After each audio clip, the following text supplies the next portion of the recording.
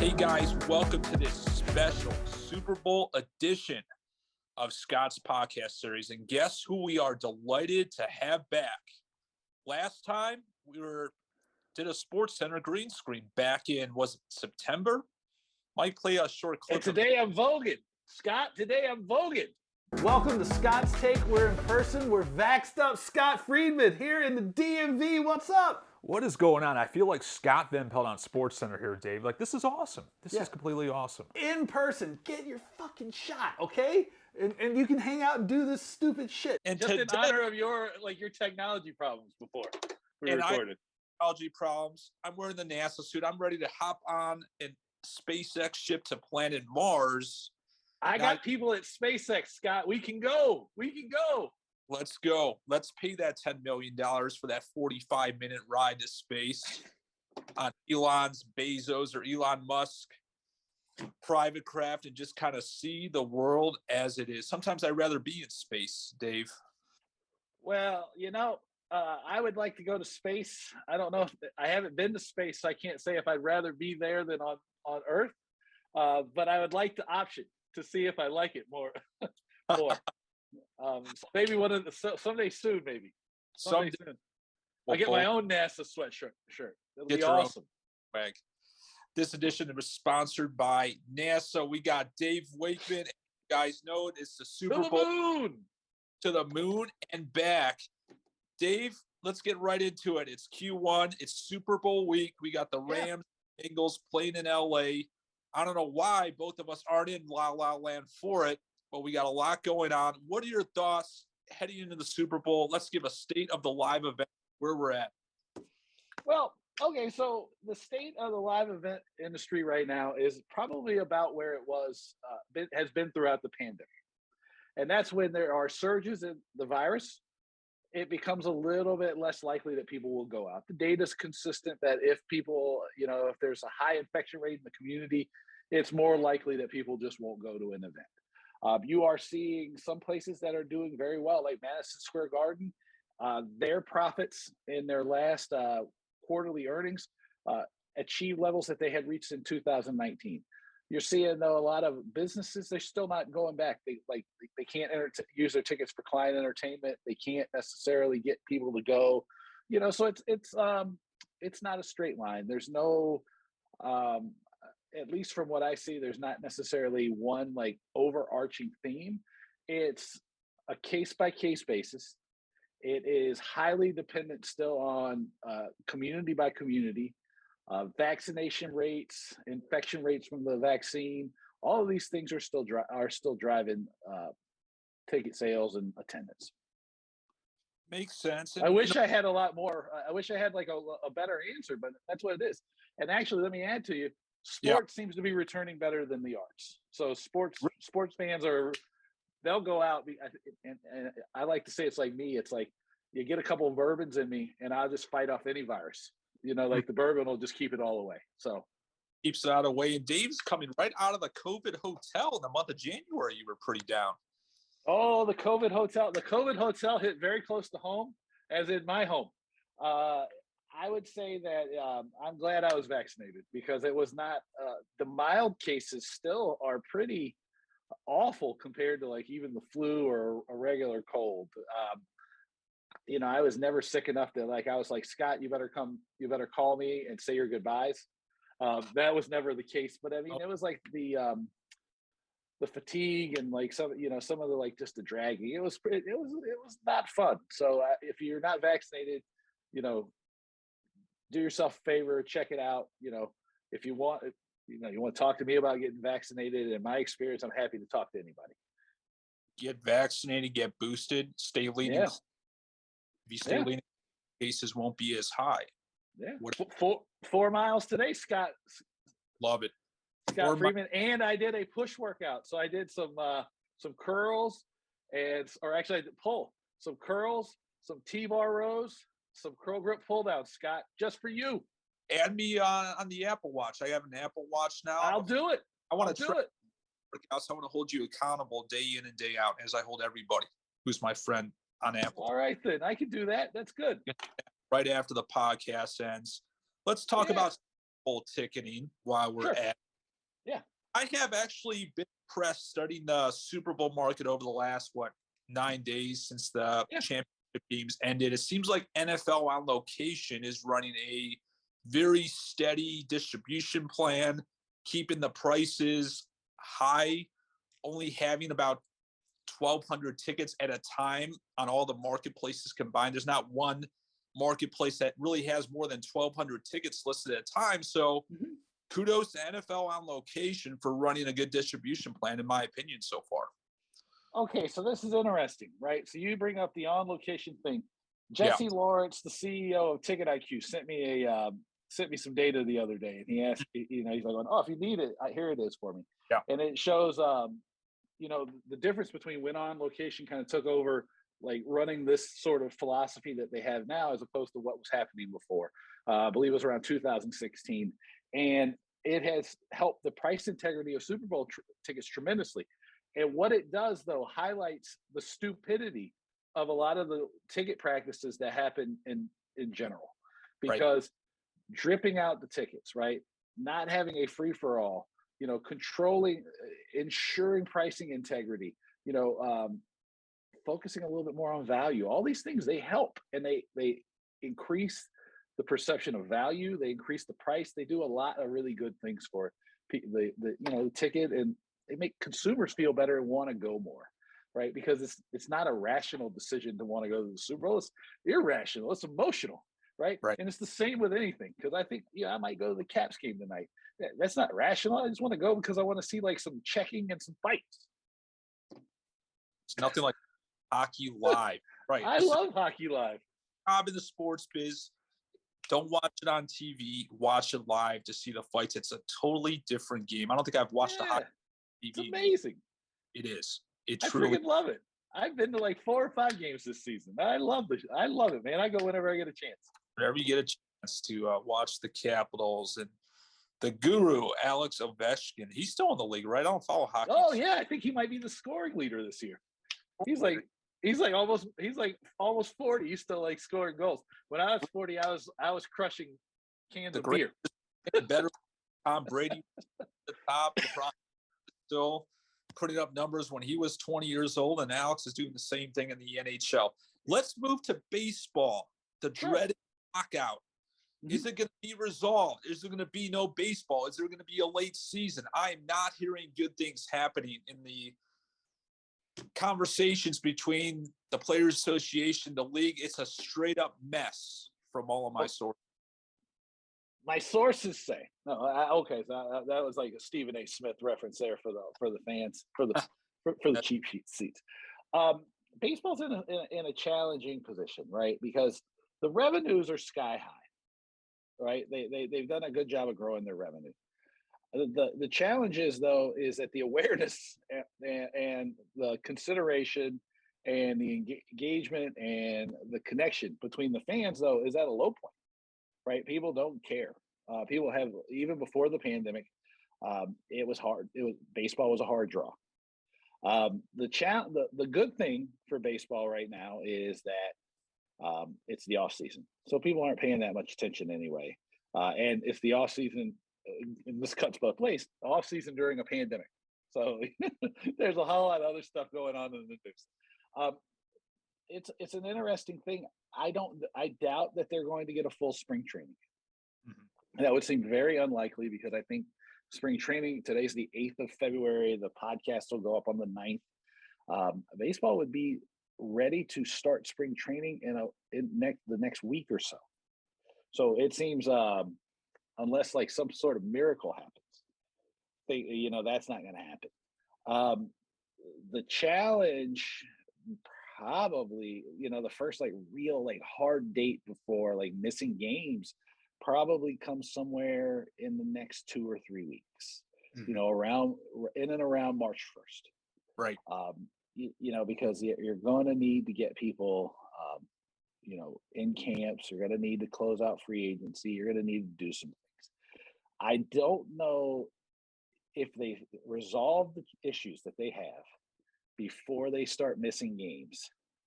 That's one thing. And then the impact will probably be very minor. If there's a lot of games missed, that could present a problem Sure. because you can only really kick a customer in the shins enough time. You can only kick a fan in the shins enough time Right. before they just move on and do something else.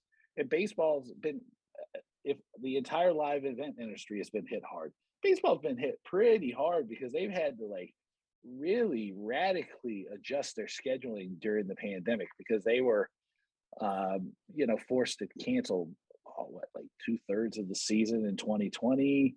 They were last year in 2021, they opened with modified attendance, and then they were able to have full attendance, but they haven't been able to really market and sell like normal. If they go into this year where the season's delayed or there's significant loss of games, that's 3 years of really like neglect or lack of just like constant attention in the market, and that will have an impact. And it's like, what's the saying about the rich man? How did you become poor? Slowly at first and then all at once. And that could be the case.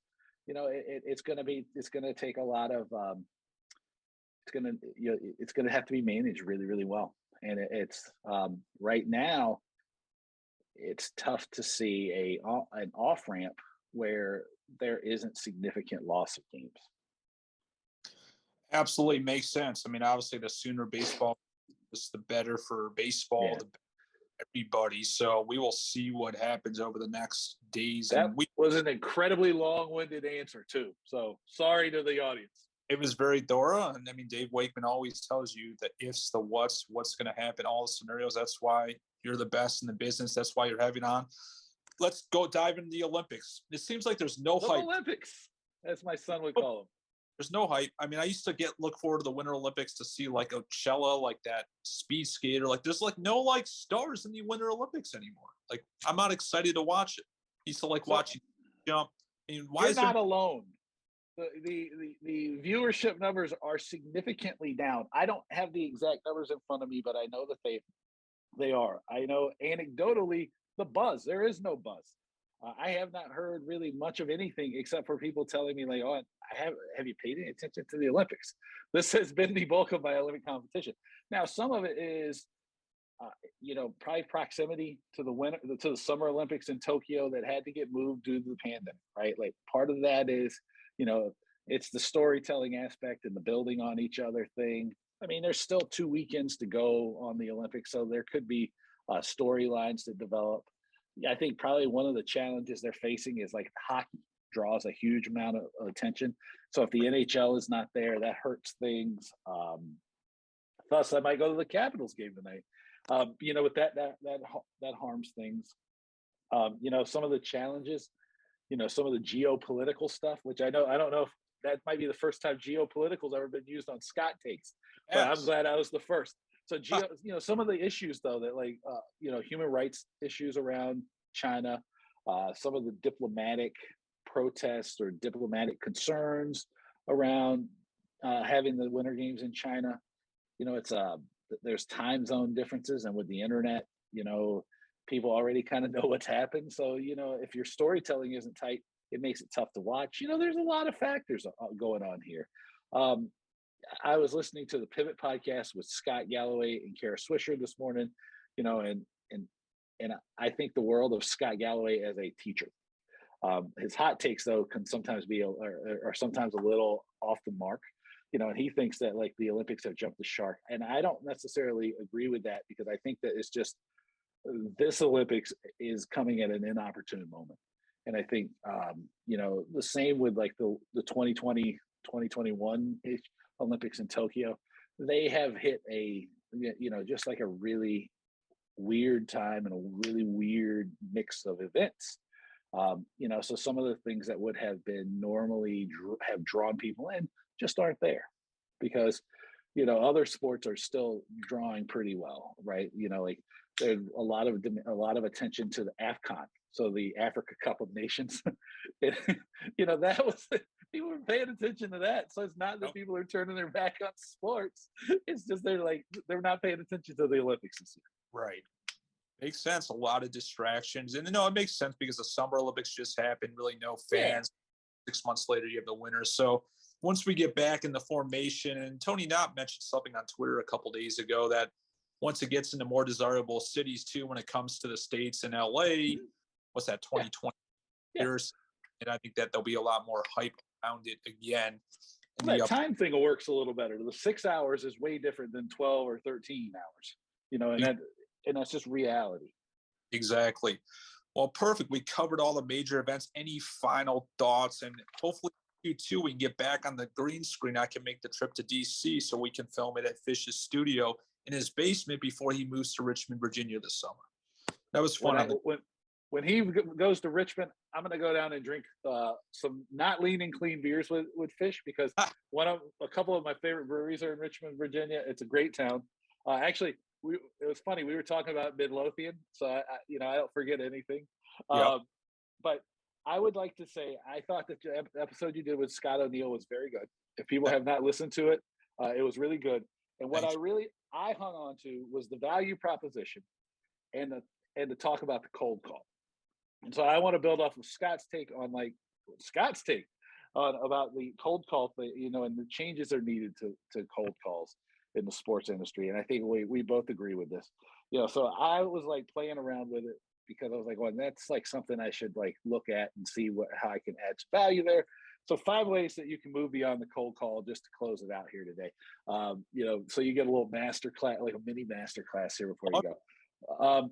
The first thing that you should look at is use email more effectively, right? Because one thing that I go out and teach people about in the normal times, and probably I'll do one of these, Zoom of some nature, is how to write more effectively. And it's like how to understand what you're selling from the point of view of the customer and not from your point of view. You aren't the customer. Get it out of your own head, but use the email more effectively, right? Because now, as people are either, some people are back in their office, but it's still like a little bit like up and down, probably not, I'd say maybe 25% of people are really back in their offices, and who knows what's going to happen. It makes it harder to reach people on the phone. So email, but people are still attached to their phones all the time. So you hit up email, but don't do it like a numpty. Do it with a little bit of value. Do it with a little bit of customer focus.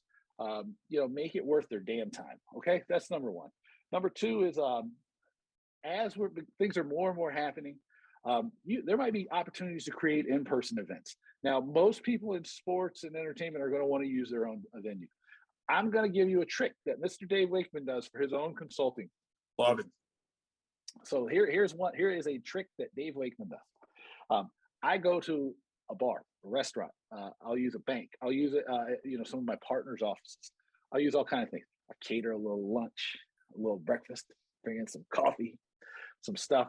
And I'll just have like little mixers, and I'll have like, people talk and present, or I'll host a conversation around, some of these are before times, but they can still work now. You can do them outside, you can do them wherever. But an in-person event that's not really about you like doing a lunch and learn or like some kind of preachy thing where you're trying to do it. It's just so you get in there and you mix with people in the market and you talk to people. That's number two. Number three is use some of your current partners, expand your thing, right? Look at your market, your segment and target in the market. Look at where your partners are and see how you can use them effectively, right? I mean, I use this all the time as well, right? Who's Scott Friedman trying to reach with his, video and branding services? So how can we combine forces to reach some similar prospects? So, think about how you can use your partners more effectively. Number four, that was number three. Number four, combine mediums. I took a couple classes during the lockdowns and some of the heavier portions of the pandemic. One I took was the mini MBA in marketing, and I'm happy to recommend it with no fee attached, because Mark Rutzen is probably he is the greatest marketing professor in the world. And Mark taught us this formula that I want to share with you today. And it says A plus B is greater than 2A or 2B. And that means simply, if you combine two prospecting tools, that's more effective than just like doubling down on cold calls or doubling down on like SEO or doubling down on anything. Combine your efforts, right? An example that I wrote about for Seat Magazine and the ALSD was the Florida Marlins, or I think they might have changed their name to the Miami Marlins at this point, who used sprints. And what they did was they combined 3 or 4 different mediums to get people there, and they were able to grow their premium sales in one off season about 350%. And I think things started out with a mailing, followed up with a phone call, followed up with an in-person event, and there might be other touch points, but it was all in 2-week sprints, and it drove like a 350% increase in business. Nope. So that's great. That's number 4. Number 5, ask for referrals. I don't know anybody in sports that is good at asking for referrals. They aren't. They aren't. They actually, I'll go even further. I don't know anybody who does it at all, because every time I tell somebody, they're like, oh, I know I should do it. Well, you know you should do it. Why don't you do it? I do it all the time. Like, well, who should I talk to? You know anybody I should talk to? Scott Freeman? You know, Mike Fish, do you know anybody I should talk to? I ask everybody for referrals. Like I'm like an insurance salesman, like a used car guy. I'm like going, give me the referrals, baby. So that's number 5. Ask for those damn referrals. It'll help you a lot. Can I plug the newsletter and the podcast real quick, or are you going to plug it for me? Well, make sure you get Dave Wakeman's emails. They come at 3:30 in the morning Eastern time, so that everyone around the world can get it at the same time. Is that correct? I asked you that one time. It goes out at about between 3 and 4 in the morning, because I try to make it so that it hits everybody's email inbox on a Friday. Love and it. It's I think I probably miss 1 or 2 people, and they end up getting it on Saturday morning, but it's there. You can get it at talkingtickets.substack.com. Make sure you listen to The Business of Fun, the podcast. You know, I like the last segment of sales. You know, it just reminds me when you were going through that, my first decade in the sports biz, there really wasn't much strategy. I just smiled and dialed from like 2016, had my sales team, because we didn't know any better. We thought it was all a numbers game. Then finally we get in 2016, we have artificial intelligence and data warehouse. But I literally wasted my first decade of my career making calls, not having any strategy, smile and dialing, and just look at all the potential sales, myself and my sales team, and the top brass that said just smile and dial and call as many people as possible. That's what I was thinking of when you were going over those traits. So what's interesting about this, and this is one of those things, so how do I know when I've really kicked somebody in the shins? And like by kick somebody in the shins and knowing I've nailed what the problem is when they tell me you just don't understand. And I haven't done it in a while, because I've been in the basement here, right? Yep.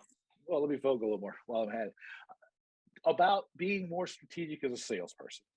And it was like, and it was as simple as like sitting people down and going through the sales process, going, smiling and dialing is, it doesn't matter where you are, what city, because New York City, the biggest city, there are 8 million people. If you have a sales team of 50 or 100 people, you're going to run through all those numbers, because you're like, or all those people, because you're not going to have valid numbers. Not everybody's qualified. You know, some of these people are kids, they're not in the market, right? You have all these different things. You have to be more strategic, and strategery is just as simple as like drawing a picture of the market, so that you know who's in the market for your product and who's not. You know, who's likely, what behaviors are driving it. Let me pick a target, right? Let me position this thing, because like, you know, what I'm selling as a consultant now is going to be different to Scott Friedman as it would be different to Mike Fish. And I want to position, actually, I'll use me as a good example. In 2021, I rebuilt all my website, all my material. We've talked about this before, so that I'm a broken record to you, but your audience has not heard this before. I went back and I positioned myself and I said, look, I know branding, I know marketing, I know position, I know strategy.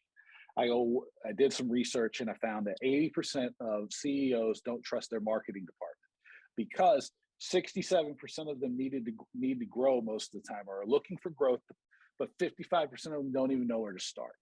Of those 55% of the businesses, about 50%, somewhere between 45 and 55% of them don't even have a strategy. Like they can't point to it, right? So like that was what drove me. So I went back in there and I had Yasmin, my wonderful web designer, rebuild my whole website. And I said, at the end, if I can get 3 ideas stamped on people's heads, and it didn't have to be in sports, it didn't have to be in tickets, because the strategy stuff is universal. And it would be that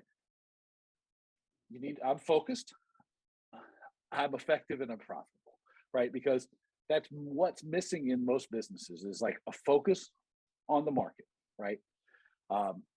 You got to be consistent in your efforts, and you got to be profitable. It's not what you make, it's what you keep, right? And so, and that's my position. So every time I go out, I'm talking about being focused and being effective and being profitable over and over and over again, right? I mean, that's just what I told you about cold calling right there, right? It's focused, effective, and hopefully it's going to be profitable for you. Absolutely. Fantastic insight. Rewind that segment again. The last 10 minutes was save that thing on your phone. On your phone. Hire Dave Wakeman as a training. Put the thumbs up on YouTube. Thumbs up on YouTube, my friends. Like it. Subscribe to Scott's Takes. There you go, Dave. Subscribe to newsletter. Follow him on Twitter. I'll plug everything, Scott. I don't give a damn, man. I am a plugging machine. So leave a comment for Scott. Like it, right? Check him out. Connect with him on LinkedIn. Follow him on the Twitters. Check out what Scott's doing. He's got a fancy NASA T-shirt on. It's awesome. Keep it lean and clean. He's a good influence on these things. It's awesome. Now stay lean and clean. I took the lean and clean. Stay lean and clean then. Yeah. Well, keep it. New T-shirts for everybody. I still have T-shirts from last summer that we can give away. But we kind of modified the brand. Keep it lean and clean seems a better hashtag. It's a little bit shorter. We repositioned ourselves. So we repositioned our branding for the spring of 2022. So we'll still be giving away Keep It Lean and Clean T-shirts. Stay lean and clean now. Because now you are lean and clean. Now I am lean and clean. Heading into the 6-pack of the summer. And the summer of the 6-pack, Scott. Pack is coming. 6-pack summer. Spring break. The corner. I was talking to producer Mike Fish before the pod. He wants to go to Vegas for spring break. I'm like, let's go. Dave, join us in Vegas. Ooh, I am actually I'm on a secret mission at spring break this year that I can't not talk about right now, but it will take me across the pond. Oh, he's going overseas. Yeah. Mr. Dave is going overseas, and he will hit more than one country. So most of the time people go, oh, Dave's going to London. I know where Dave's going. But Mr. Dave is going to several countries this time. Yeah. Business meetings all over Europe this time. Love it. Hear about it. Thank you again. We'll talk to you again in Q2, hopefully live in Fish's basement with the green screen. Have a fantastic Thursday. Enjoy the Super Bowl and say my hashtag at the end to end it, Dave. Thank you so much for having me, Scott Freeman. I appreciate you. I appreciate your audience paying attention to me. I appreciate my audience for paying attention to me, because I'm nothing but a loud knucklehead. So stay lean and clean. That's right. You got it. Take care.